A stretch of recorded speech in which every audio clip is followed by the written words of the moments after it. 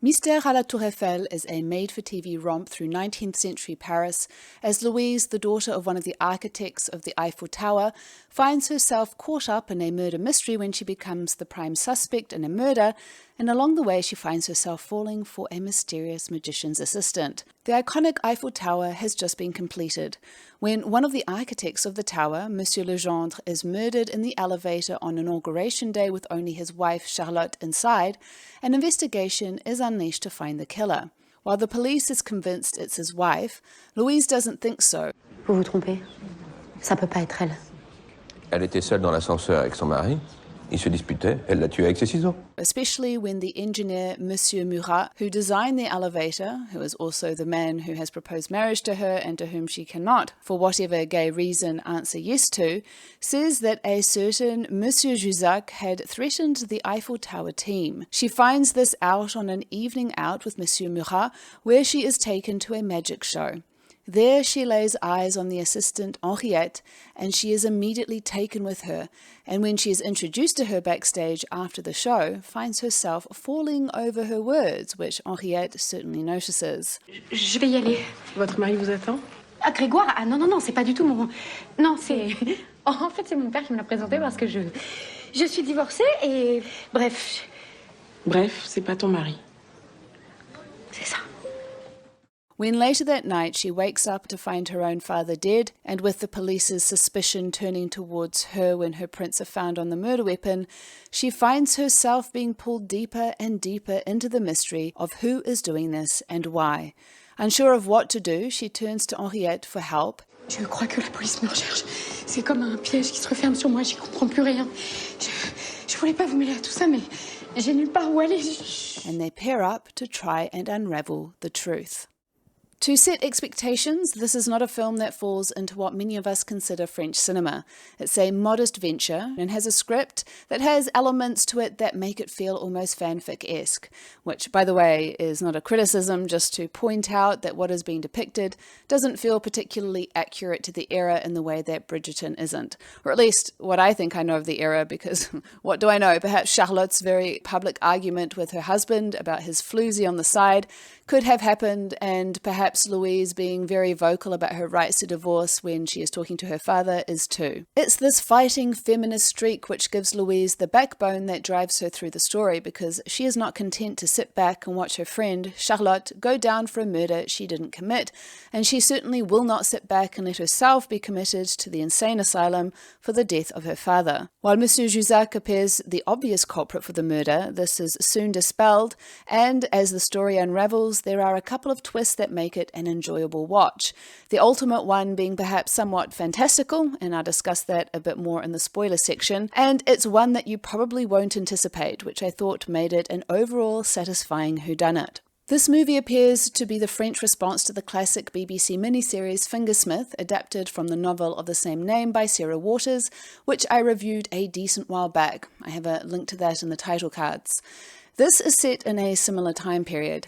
There is the insane asylum that Louise makes her escape from with the help from a willing accomplice, and of course the mystery that unravels with a few quick, sharp turns. It also offers up a lesbian love story.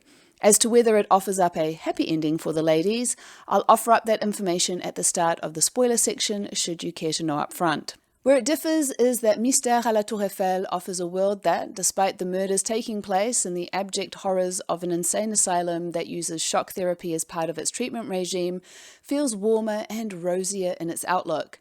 Some of it comes down to things like the dynamics of the cop brothers investigating the murders, who happily tease each other's method of investigating a crime. I found myself chuckling a few times at the silliness of the script too, but primarily the movie felt rosier because of the warmth between the two leading ladies.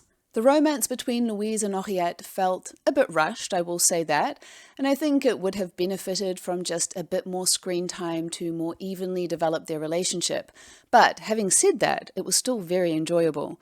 Henriette, who is self-possessed and already very aware of her feelings for other women, very smoothly opens up Louise's eyes to what she might be feeling. I don't know that my first instinct when a woman I met once turns up with blood all over her blouse asking for help would be to take her to a secret lesbian club, but I have to give Henriette her dues for being bold, and maybe she thought it was a good place to hide her, to be fair. Louise, when she notices two women making out and therefore understands where she is initially fine about it, even allowing herself to melt into Henriette's arms as they dance. But that doesn't last long when the police stage a raid and they are all bundled off to jail for their depraved inclinations.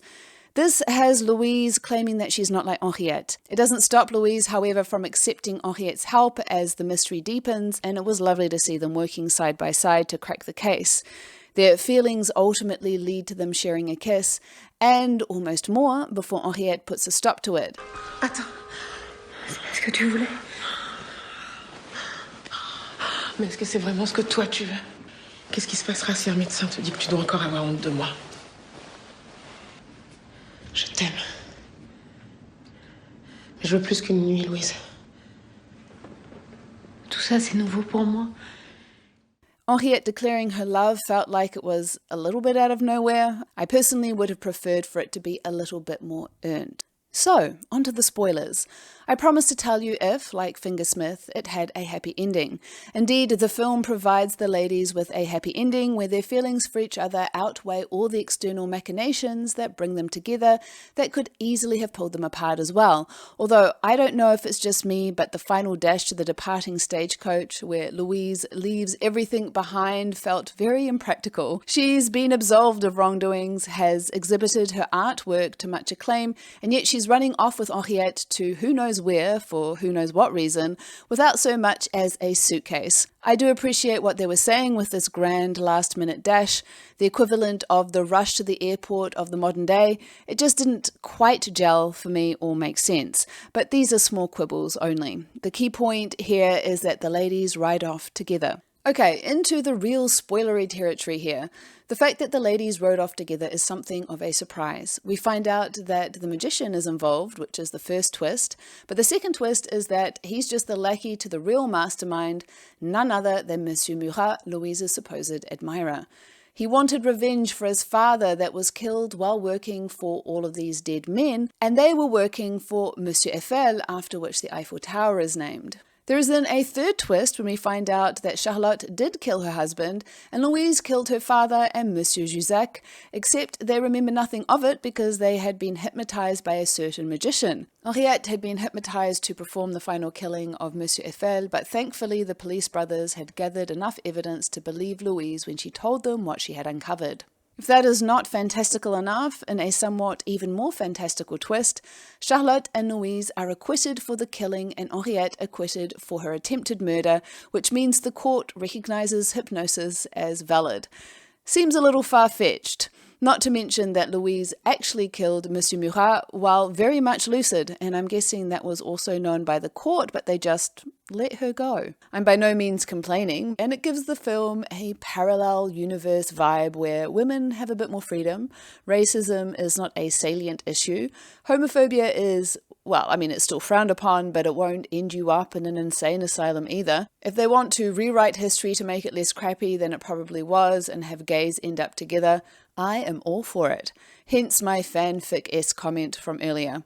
The revelation that it was actually Louise who killed her own father was, I thought, a good unexpected twist. I especially liked it that it was Henriette that gave Louise the key to saving herself after being plunged into water while stuck in a cage, meaning that Monsieur Murat and the magician's plans were thwarted by, essentially, Sapphic love. It's an easy, comfy watch with a happy ending, and for that, I think it's worth a look-see. You can catch this film in France or Switzerland on Prime Video or Canal+. To note, this is for French speakers only, as unfortunately it doesn't have subtitles. Until next time, lady lovers.